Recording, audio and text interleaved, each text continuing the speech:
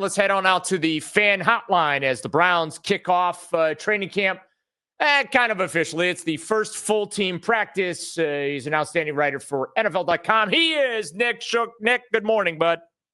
Hey, Daryl. Thanks for having me. You betcha. How fired up are you for Browns Camp 2025 and the four-barrel quarterback competition? Fired up is one way to put it. Intrigued.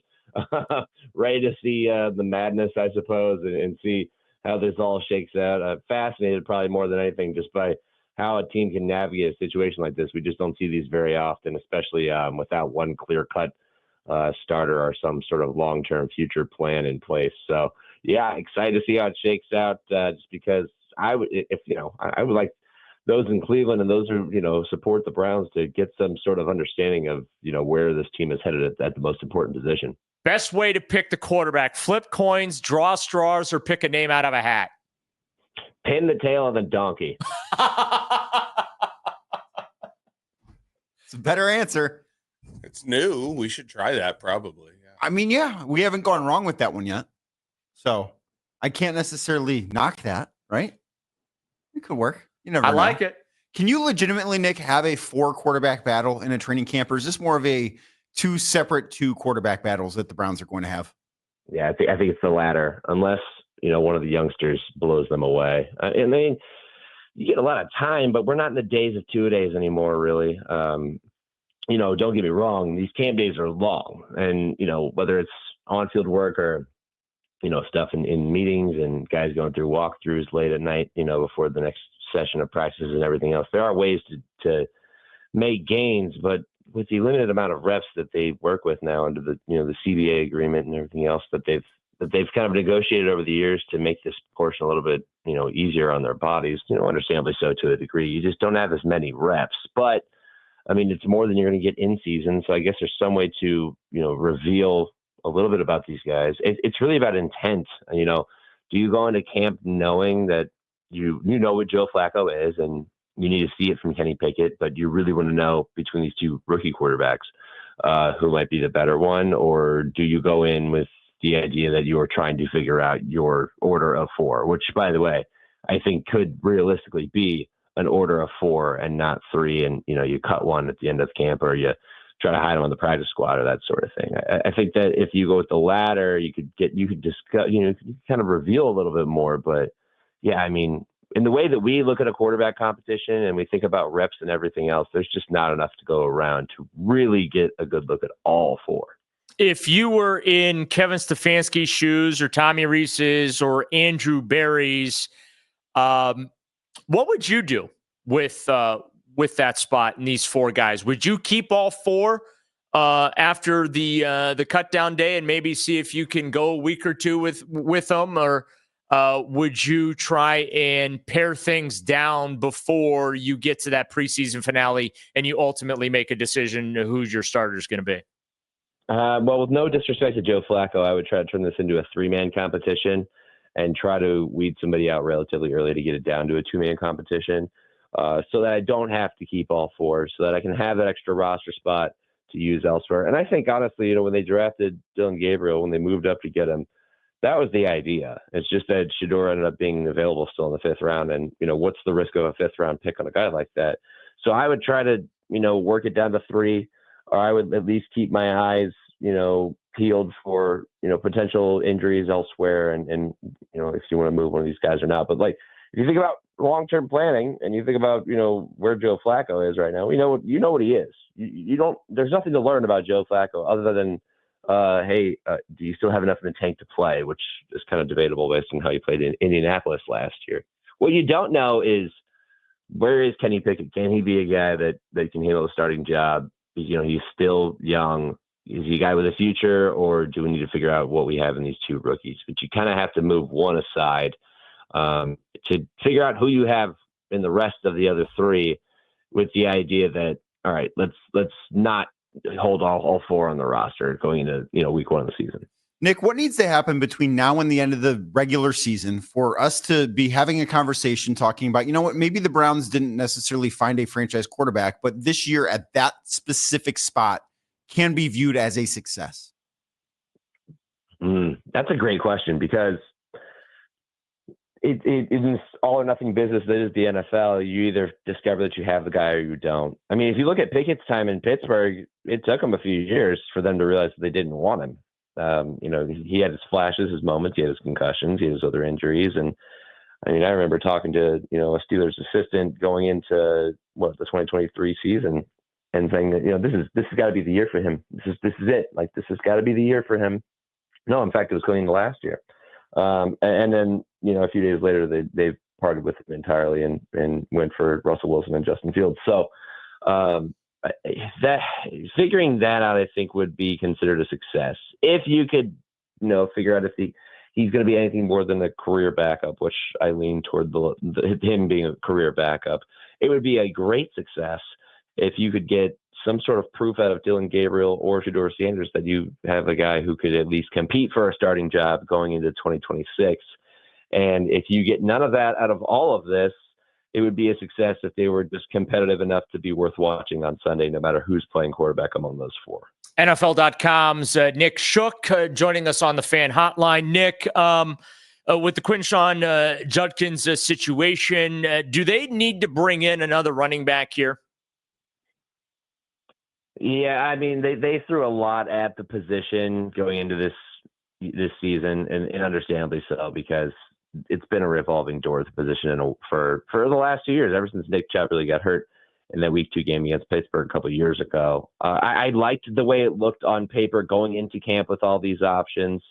I would not mind if they kicked the tires on somebody else, just because, I mean, you pretty much know what you have in Jerome Ford. You know who Pierre Strong is. Dylan Sampson is now the one that makes, you're kind of curious about what's going to go with him, because, he is a draft pick. He was a guy who's a productive runner at Tennessee, but the not having Judkins in the fold, it feels like there's a void. So I would, if I were them, I would at least explore the option of another running back. But I would also caution to say, Browns fans who are still upset about Nick Chubb not signing there, that was probably never going to happen. Don't get upset about that. But yeah, I would consider another running back.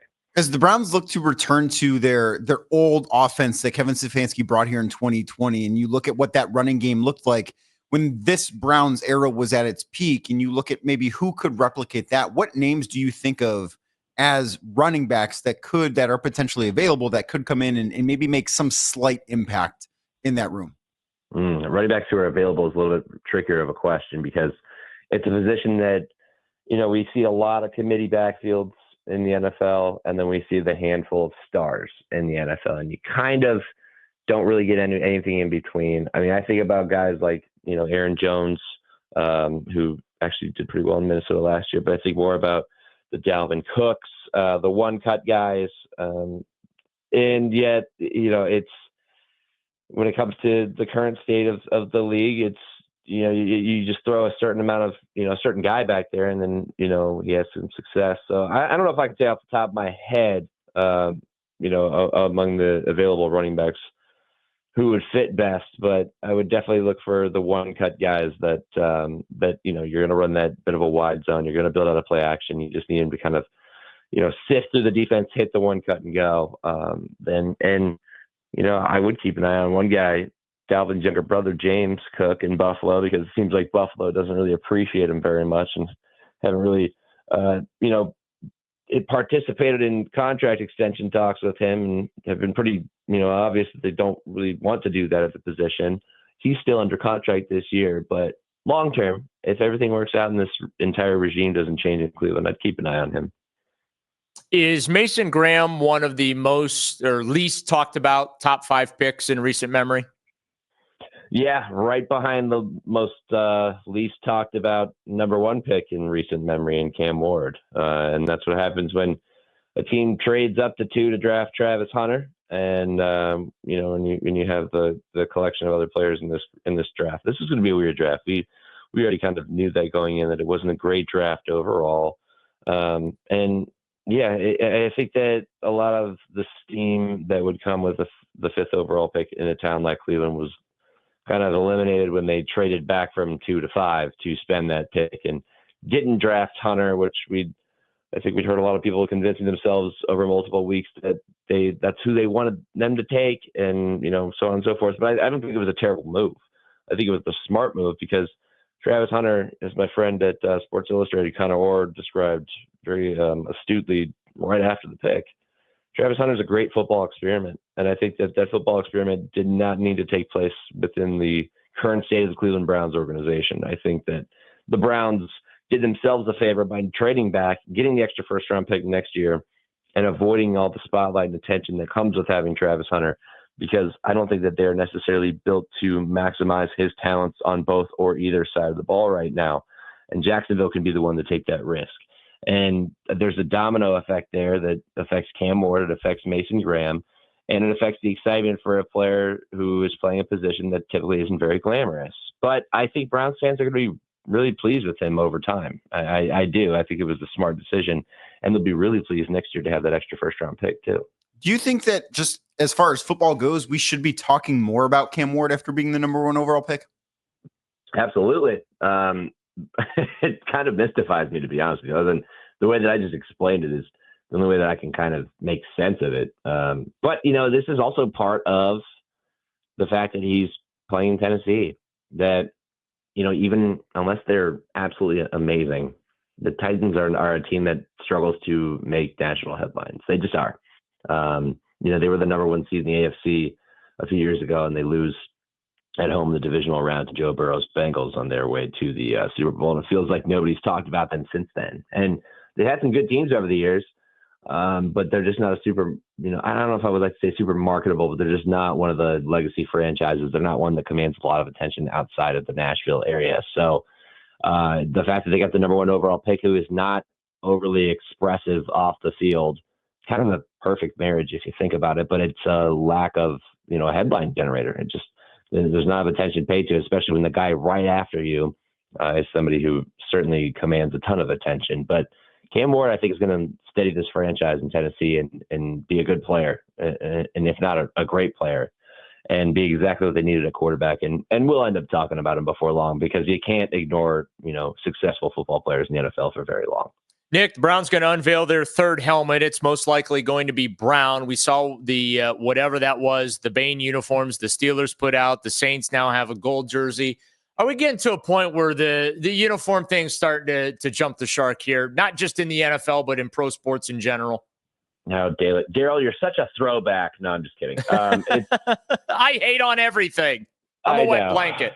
I hate everything. Look, it's kind of weird, to be honest. Because college football is what kicked off the whole obsession with football uniforms and how creative you could get. And it was Oregon. And before you knew it, Texas Tech had this crazy uniform. And everybody did. Before long, everybody did. Even Ohio State ends up rolling out an all-gray uniform, which I thought was fantastic. But if you look at the way that uniform trends have gone in the last 5 years, but I would say the last 2 to 3 years especially, and it starts in college, there's a lot of focus on going back to classic looks, going to what they call the modern retro or the modern classic, whatever they want to call it. The NFL, meanwhile, decided after years that the one shell rule wasn't necessary and that they could, introduce alternate helmets. And at first it made sense because you're like, all right, well, now you can do throwbacks. That's really what makes sense.